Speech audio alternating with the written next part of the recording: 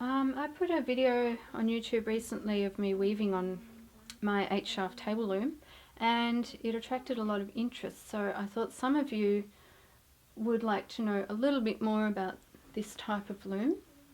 So I would give you just a brief overview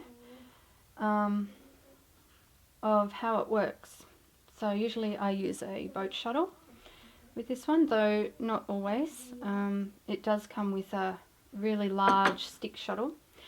So this is an 80 centimetre, which I think is 31 inches wide. And these, what you see here, these are the levers that raise up the shafts. So this is a rising shed loom, it's known as. And I've only got 4 of the shafts on here at the moment with these heddles. So you choose the amount of heddles that you are going to need for the project that you're making, and you can remove and put more heddles on these shafts, but I'm not going to show you that process.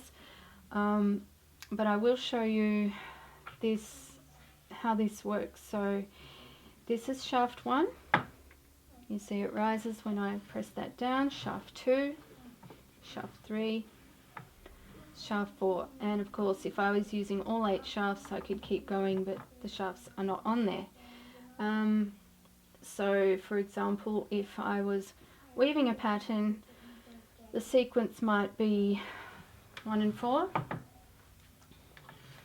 3 and 4, 2 and 3, 1 and 2, and I could go through the sequence that way, and that's how that works. So instead of having treadles underneath the loom like a floor loom does, you operate it all from here.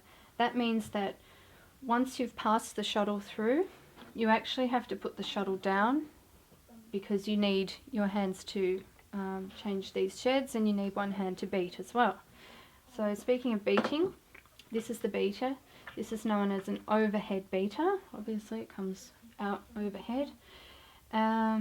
It's a lovely beater. I really like this because it's fixed to here, and you just bring it forward like this and it beats onto your work, which is rolled onto here. Obviously I don't have the loom dressed at the moment, I don't have anything on there.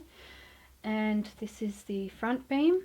So while you're weaving, the work rolls over the front beam and then starts to roll underneath this beam, and that's where it gathers and rolls.